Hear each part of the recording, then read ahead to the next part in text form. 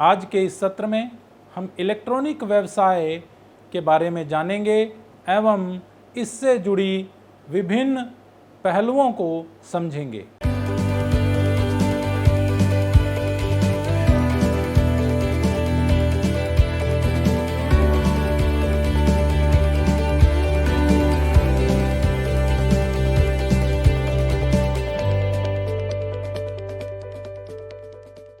ICT के विकास का अगर हम वैश्विक रुझान देखें पिछले 20 वर्षों में 2001 से 2019 तक, तो कौन कौन सी वो तकनीकें हैं जिन्होंने इंफॉर्मेशन कम्युनिकेशन टेक्नोलॉजी यानी कि सूचना प्रौद्योगिकी में अभूतपूर्व योगदान दिया है।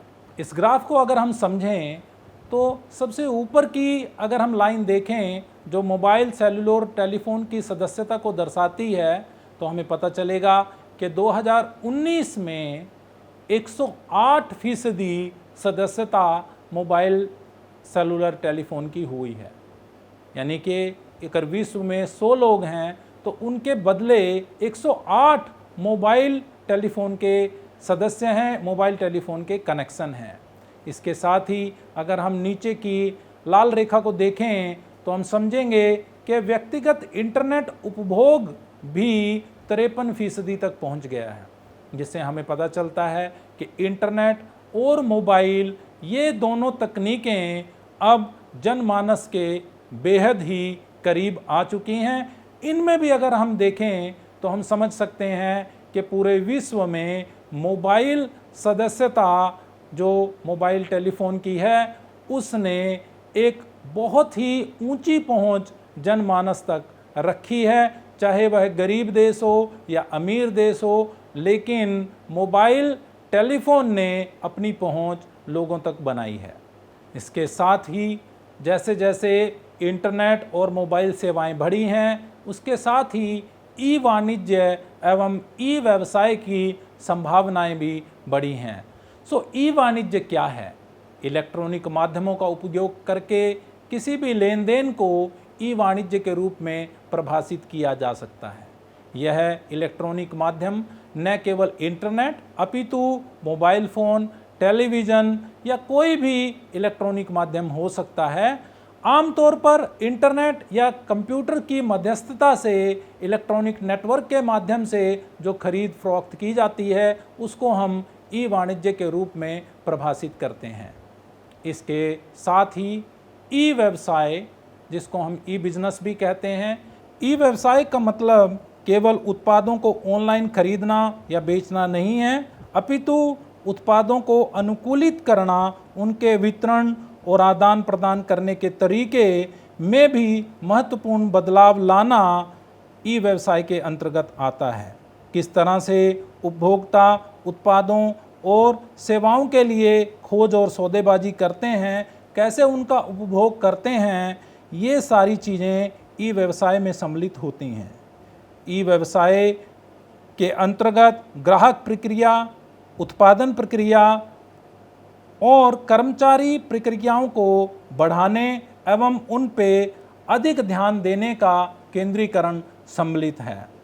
अगर हम ई वाणिज्य और ई व्यवसाय में एक कंपैरिजन करना चाहें या उनकी भिन्नता को देखना चाहें तो हम समझ सकते हैं कि ई कॉमर्स या ई वाणिज्य केवल इलेक्ट्रॉनिक माध्यमों से वस्तुओं और सेवाओं की खरीद और बिक्री पर केंद्रित होता है, जबकि ई बिजनेस या इलेक्ट्रॉनिक व्यवसाय इलेक्ट्रॉनिक माध्यमों से व्यापार के संचालन, जिसमें केवल खरीदना और बेचना शामिल नहीं है बल्कि ग्राहकों की सेवा करना और व्यापार के भागीदारियों के साथ अच्छे तरह से सहयोग करना भी शामिल होता है। अंततः हम ये कह सकते हैं कि ई वाणिज्य ई व्यवसाय का ही एक भाग है एवं ई व्यवसाय एक बड़ी इकाई है। एक अधिक पूर्ण परिभाषा अगर हम ई व्यवसाय की देखें तो ई व्यवसाय संगठनों के बीच या संगठनों और व्यक्तियों के बीच सृजनात्मक मूल्य निर्माण के लिए संबंधों को बनाना, बदलना और फिर से परिभाषित करने के लिए व्यावसायिक लेन देन में इलेक्ट्रॉनिक संचार और डिजिटल सूचना प्रसंस्करण प्रौद्योगिकी का उपयोग है।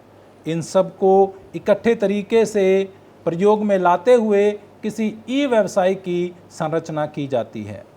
इलेक्ट्रॉनिक व्यवसाय के मुख्य लक्ष्य को अगर हम देखें तो मूल रूप से प्रतिष्ठात्मक गुणवत्ता का सृजन इलेक्ट्रॉनिक व्यवसाय का एक परिपूर्ण लक्ष्य है, जिसको किन तरीकों से अर्जित किया जा सकता है उनमें सर्वप्रथम बढ़ी हुई लाभप्रदता, अधिक संतुष्ट ग्राहक, बढ़ी हुई कर्मचारी प्रेरणा एवं बेहतर आपूर्तिकर्ता संबंध प्रमुख हैं। अगर हम व्यवसाय की दृष्टि से देखें तो कोई भी व्यवसाय इस दुनिया का वो लाभ पर ही केंद्रित होता है। अतः ई व्यवसाय में भी इस चीज़ को महत्वपूर्ण तरीके से प्रतिपादित किया जाता है ताकि हमेशा ई व्यवसाय से एक लाभ की बढ़ोतरी हो, बढ़ा हुआ लाभ हमारे व्यवसायिक को प्राप्त हो। इसके साथ ही ग्राहकों की ओर विशेष रूप से ध्यान दिया जाता है ताकि ग्राहकों की संतुष्टि बढ़ती जाए। ग्राहकों की संतुष्टि जब तक नहीं बढ़ेगी तब तक हमारे ई व्यवसाय का एक संतुलित रूप में संचार नहीं होगा। इसलिए ग्राहकों की संतुष्टि पे विशेष रूप से ध्यान दिया जाता है। ग्राहकों के साथ साथ हमारे अपने कर्मचारी जो ई व्यवसाय से जुड़े हों उनको हमेशा काम करने की प्रेरणा मिलती रहे, ऐसा सोचकर इलेक्ट्रॉनिक व्यवसाय में कर्मचारी प्रेरणा के अनेक बिंदुओं पर हमेशा ध्यान दिया जाता है। इसके साथ ही आपूर्तिकर्ताओं से कैसे संबंध रखे जाएं, किस तरीके से उन संबंधों को अच्छा किया जाए, ये भी ई व्यवसाय के मुख्य लक्ष्य हैं। इसके साथ ही ई व्यवसाय ने बहुत सारे नए अवसर व्यावसायिकों को दिए हैं। सर्वप्रथम इंटरनेट एक शक्तिशाली चैनल के रूप में ई व्यवसाय को सपोर्ट करता है, उसको संचालित करता है एवं संगठन के नए अवसर प्रस्तुत करता है। सर्वप्रथम ग्राहकों को स्पर्श करें।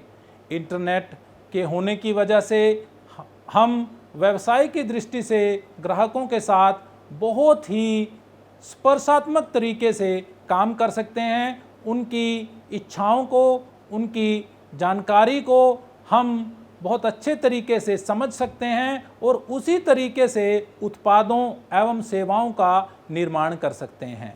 इसके साथ साथ वेब और इंटरनेट की वजह से उत्पादों और सेवाओं को समृद्ध किया जा सकता है। उत्पादों और सेवाओं से जुड़ी जितनी भी चीज़ें हैं, जितने भी उन उत्पादों से जुड़ी हुई जानकारी है, उसको हम बढ़ा सकते हैं एवं अपने ग्राहकों के साथ इसको साझा कर सकते हैं। इसके साथ साथ इंटरनेट की वजह से लागत में बहुत ज़्यादा कटौती की जा सकती है। इन सारी चीज़ों को अगर हम इंटरनेट की तरीके से देखें तो हम ये समझेंगे कि इंटरनेट ने कई सारे नए आयाम ई व्यवसाय को एप्लीकेशंस के रूप में दिए हैं। हम देख सकते हैं कि चाहे वो बैंकिंग की दृष्टि से हो, ऑनलाइन बैंकिंग, मोबाइल बैंकिंग, आज के युग में हम बहुत ही आराम से उसका इस्तेमाल कर पा रहे हैं। स्वास्थ्य सेवाओं में इंटरनेट और मोबाइल का बहुत अच्छे से समावेश हो गया है। आप देख पा रहे हैं कि आज जो कोविड-19 की समस्या में जब हम वैक्सीनेशन के लिए जाते हैं तो हम इंटरनेट और मोबाइल के जरिए ही अपना जो वैक्सीनेशन है उसको बुक कराते हैं। इसके साथ साथ ग्राहकों के साथ यात्रा से संबंधित सेवाएं, जब ऑनलाइन बुकिंग, चाहे वो रेलवेज़ की हो या आपके हवाई यात्रा की हो, उसको हम इंटरनेट के माध्यम से अपना सुचारू रूप से बुकिंग कर सकते हैं। संचार की दृष्टि से अगर हम देखें तो मोबाइल और सोशल मीडिया सभी ने इंटरनेट के माध्यम से पूरी दुनिया को एक छोटे से स्थान पे लाकर खड़ा कर दिया है। इसके साथ ही अगर हम देखें रिटेल एवं बिक्री की दृष्टि से तो बहुत सारे चैनल ऑनलाइन तरीके से आज हमें बिक्री एवं रिटेल की ना केवल प्रतिस्पर्धा को दिखा रहे हैं, अपितु बहुत सारी संभावनाएं हमारे सामने इंटरनेट की वजह से आज उभरी हैं और इन सभी संभावनाओं को ई व्यवसाय में कभी भी प्रतिपेदित या विस्तारित किया जा सकता है। इसके साथ अगर हम देखें कि ई व्यवसाय हमारे परंपरागत व्यवसाय से अलग क्यों है, सर्वप्रथम सर्वव्यापकता की बात करते हैं। इंटरनेट एवं वेब तकनीक हर जगह उपलब्ध है। कार्यालय, घर या बाजार, कहीं पर भी आप अपना ई व्यवसाय खोल सकते हैं, वह काम कर सकते हैं। प्रभाव क्या हुआ? प्रभाव हुआ कि बाजार को अस्थायी एवं भौगोलिक स्थानों से हटाकर एक वैश्विक बाजार के रूप में विकसित किया गया, जिसको हम ग्लोबल मार्केट स्पेस कहते हैं। इस बाजार में ग्राहकों के लिए सुविधा बढ़ी एवं खरीदारी की लागत कम हुई। आज ग्राहक के साथ पूरा ई व्यवसाय सर्वव्यापक हो गया है, जो इंटरनेट एवं मोबाइल के माध्यम से कहीं पर भी उपलब्ध है। दूसरा बिंदु, जिसको हम वैश्विक पहुंच कहते हैं, प्रौद्योगिकी ने राष्ट्रीय सीमाओं के पार पृथ्वी के चारों ओर तक अपनी पहुंच बढ़ाई है। तो वाणिज्य को सांस्कृतिक एवं राष्ट्रीय सीमाओं के पार निर्बाध रूप से बिना किसी संशोधन के सक्षम किया जा सकता है।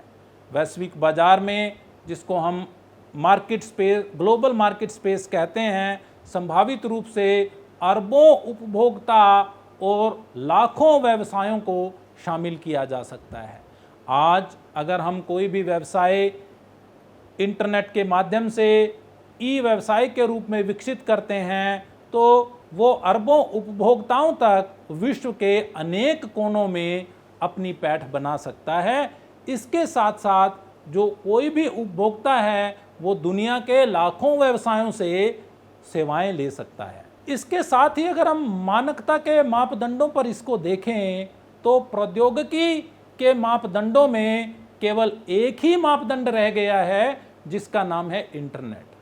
अलग अलग कंप्यूटर सिस्टम आसानी से एक दूसरे के संवाद कर सकते हैं, एक दूसरे से बातचीत कर सकते हैं। आज से पहले अगर हम देखें तो हम सोच सकते हैं कि भाषा एक बहुत ही बड़ी समस्या के रूप में लोगों के सामने थी, और एक देश से अगर हम दूसरे देश या एक प्रदेश से दूसरे प्रदेश तक जाते थे, तो ये भाषा की समस्या हमारे सामने आती थी। लेकिन इंटरनेट मानक की वजह से आज कंप्यूटर अगर दुनिया के किसी भी भाग में है, वो दूसरे कंप्यूटर से बात कर सकता है। तो बाजार में प्रवेश कम लागत में होना इसकी वजह से संभावित हुआ है। बाजार में माल लाने के लिए व्यापारियों को लागतों का भुगतान करना होता है, लेकिन इंटरनेट की वजह से ये सारी लागत बहुत ही कम हो गई है। कम उपभोक्ताओं की खोज, लागत उपयुक्त उत्पादों को खोजने के लिए अलग अलग तरीके से प्रयास इंटरनेट के माध्यम से संभव हो सके हैं। तो इंटरनेट एक सार्वभौमिक मानक के रूप में उभर कर ई व्यवसाय के लिए बहुत ही तीव्र गति से इसने काम किया है। इसके साथ ही प्रचुरता एक नया मापदंड ई व्यवसाय की वजह से बना है, जिस प्रचुरता में हम संचार की प्रचुरता को मूल रूप से देखें, वीडियो, ऑडियो, टेक्स्ट संदेशों का समर्थन हमारे ई व्यवसाय को मिला है। इसका प्रभाव क्या हुआ? बड़ी संख्या में लोगों का एक साथ टेक्स्ट, ऑडियो और वीडियो के साथ समृद्ध संदेश देना संभव है। वीडियो, ऑडियो और टेक्स्ट मार्केटिंग के नए उद्भव हमारे ई व्यवसाय को मिले हैं, एवं न केवल समग्र एवं समृद्ध संदेश लोगों तक पहुंचता है, इसके साथ साथ एकल मार्केटिंग संदेश जो किसी विशेष उपभोक्ता के लिए बनाया गया हो, उसको भेजना भी बड़ा आसान हो गया है। तो संचार की प्रचुरता एक नया मापदंड ई व्यवसाय के लिए उभरा है, जिसने ई व्यवसाय को नई परिभाषा दी है। अंतरक्रियाशीलता एक नया मापदंड है। जिसमें प्रौद्योगिकी उपयोगकर्ता के साथ बातचीत के माध्यम से काम करती है। इसलिए इस प्रौद्योगिकी का प्रभाव क्या हुआ कि संवाद में लगे उपभोक्ता जो व्यक्ति के अनुभव को गतिशील रूप से समायोजित करते हैं एवं बाजार में माल पहुंचाने की प्रक्रिया में भी उपभोक्ता सहभागीदार बन जाता है।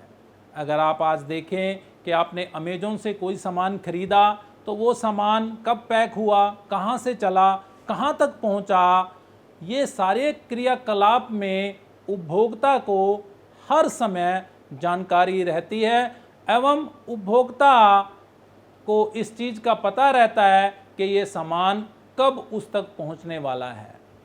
इस अंतर्क्रियाशीलता से पूरे व्यवसाय को एक नया रूप मिला है जिसमें उपभोक्ताओं की सहभागीदारी सुनिश्चित की गई है। इसके साथ ही सूचना घनत्व में बड़ी तेजी से वृद्धि हुई है। सभी बाजार सहभागियों के लिए उपलब्ध हैं एवं सूचना की कुल मात्रा एवं गुणवत्ता दोनों बढ़े हैं। का प्रभाव हुआ कि अधिक कीमत की पारदर्शिता एवं अधिक लागत की पारदर्शिता, दोनों कीमत और लागत दोनों की पारदर्शिता व्यवसाय में आई है। अगर हम आज एक उदाहरण देखें नापतोल जैसी वेबसाइट का, जहां पे आप किसी भी सामान के अलग अलग लागत, अलग अलग उसके रेट देख सकते हैं और ये सुनिश्चित कर सकते हैं कि कहां से कोई सामान आपको सस्ता मिलेगा। यह तभी संभव हो पाया है क्योंकि सूचना का घनत्व बड़ी तेज गति से बढ़ा है। एक और उदाहरण अगर हम देखें मेकमाईट्रिप.com का या किसी भी ऐसी वेबसाइट का जो यात्रा से संबंधित कार्य करती हो, तो आप देख पाएंगे कि एक वेबसाइट से ही आप बहुत सारी एयरलाइन को आप जो है उनके द्वारा दिए गए रेट को देख सकते हैं, व इसका मूल्यांकन कर सकते हैं कहां से आपको सेवाएं सस्ती मिलेंगी। ऐसा करना तभी संभव हुआ है जब आपको सूचना सुचारू रूप से इन चैनलों के माध्यम से मिलनी शुरू हुई है।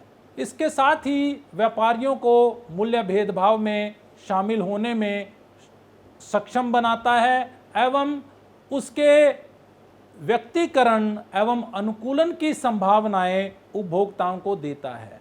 अगर आज आप देखें कि डेल की वेबसाइट पे अगर हम जाएं तो डेल की वेबसाइट पे जाके कोई भी उपभोक्ता अपने तरीके से अपना कंप्यूटर डिज़ाइन कर सकता है। उस कंप्यूटर से जुड़ी क्या क्या सुविधाएं हैं और उन सुविधाओं से जुड़े क्या क्या मूल्य हैं, उन सब का आंकलन करके आप अपने लिए एक अच्छे तरीके से एक कंप्यूटर का डिज़ाइन कर सकते हैं और उसके साथ ही ये सुनिश्चित कर सकते हैं कि ये कंप्यूटर कितने मूल्य में क्या सुविधा आपको देगा। इसका प्रभाव क्या हुआ? इसका प्रभाव हुआ कि व्यक्तिकृत संदेश व्यक्तियों के साथ साथ समूहों को भी भेजा जा सकता है एवं उत्पादों एवं सेवाओं को व्यक्तिगत प्राथमिकताओं के अनुसार अनुकूलित किया जा सकता है। तो डेल का उदाहरण मैंने आपको दिया, इसके साथ साथ बहुत ऐसे उदाहरण हैं जहां आप वेबसाइट पे जाके अपने तरीके से उत्पादों का और सेवाओं का अनुकूलन कर सकते हैं और अपनी प्राथमिकताओं को ऊपर रख सकते हैं और अपने लिए उत्पाद सुसज्जित कर सकते हैं। इसके साथ ही हमें सामाजिक प्रौद्योगिकी के रूप में एक नई तकनीक मिली है जिसको हम सोशल टेक्नोलॉजी भी कहते हैं। इस प्रौद्योगिकी से उपयोगकर्ता सामग्री के निर्माण एवं सामाजिक नेटवर्किंग में बढ़ावा संभव है और इसके प्रभाव के रूप में इंटरनेट सामाजिक और व्यावसायिक मॉडल उपयोगकर्ता सामाजिक सामग्री के निर्माण एवं वितरण को सक्षम करने में सुसज्जित हुए हैं। इसके साथ ही हमारी सामाजिक प्रौद्योगिकी से सामाजिक नेटवर्क का समर्थन और ज़्यादा दृढ़ हुआ है।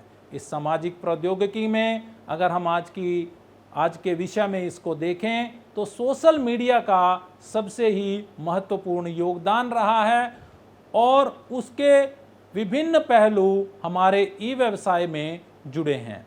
इसके साथ ही डिजिटल सामान का लेन देन ई व्यवसाय की वजह से संभव हुआ है। डिजिटल सामान ऐसा सामान है जो ऑनलाइन तरीके से ही संभवतः डिलीवर किया जाता है, प्रतिपादित किया जाता है, जैसे संगीत के ट्रैक, वीडियो, सॉफ्टवेयर, समाचार पत्र और किताबें, जिनके उत्पादन की लागत और डिलीवरी की लागत, यानी कि दिन के उत्पादन की लागत और भेजने की लागत दोनों में काफ़ी अंतर होता था।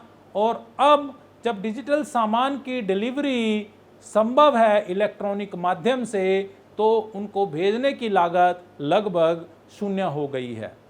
इंटरनेट पर डिलीवरी की लागत और विपणन की लागत भी समान रहती है और इसके कारण मूल्य निर्धारण की अत्यधिक परिवर्तनशील शैली हम लोगों को मिली है और डिजिटल सामान वाले उद्योग ने एक नया क्रांतिकारी रुख लिया है।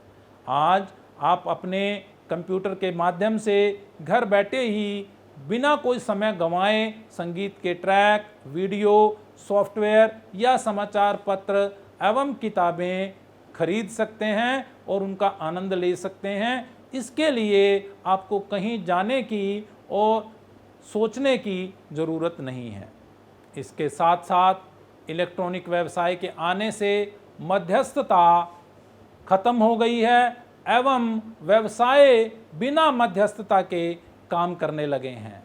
इलेक्ट्रॉनिक व्यवसाय के माध्यम से निर्माता अपना सामान सीधा ग्राहकों को बेच सकते हैं एवं इसकी वजह से वितरक एवं खुदरा विक्रेताओं का हिस्सा कम हो गया है।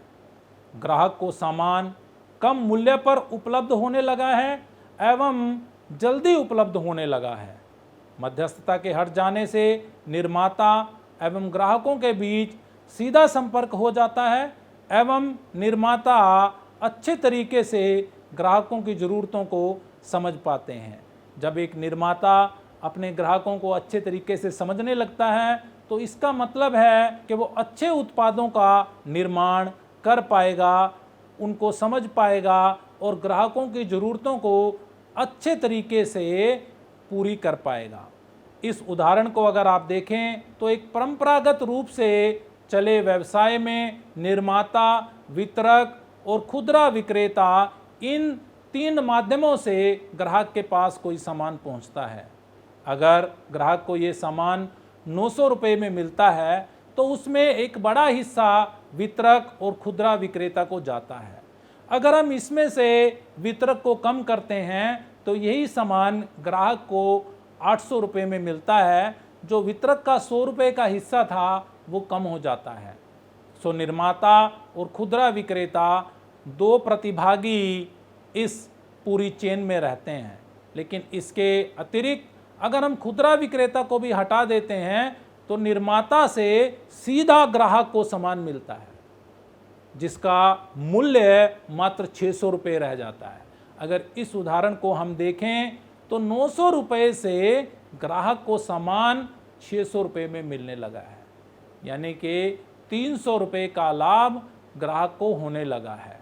तो उपभोक्ता को इस मध्यस्थता के हटने से बहुत लाभ हुआ है और यह लाभ आपके ई व्यवसाय की वजह से ही संभव हो पाया है। तो आज हमने देखा कि ई व्यवसाय कैसे काम करता है और कैसे इससे ग्राहक को लाभ मिलता है, कौन कौन सी चीज़ें हैं जो ई व्यवसाय को एक परंपरागत व्यवसाय से हटके और नए आयाम की तरफ ले जाती हैं। धन्यवाद।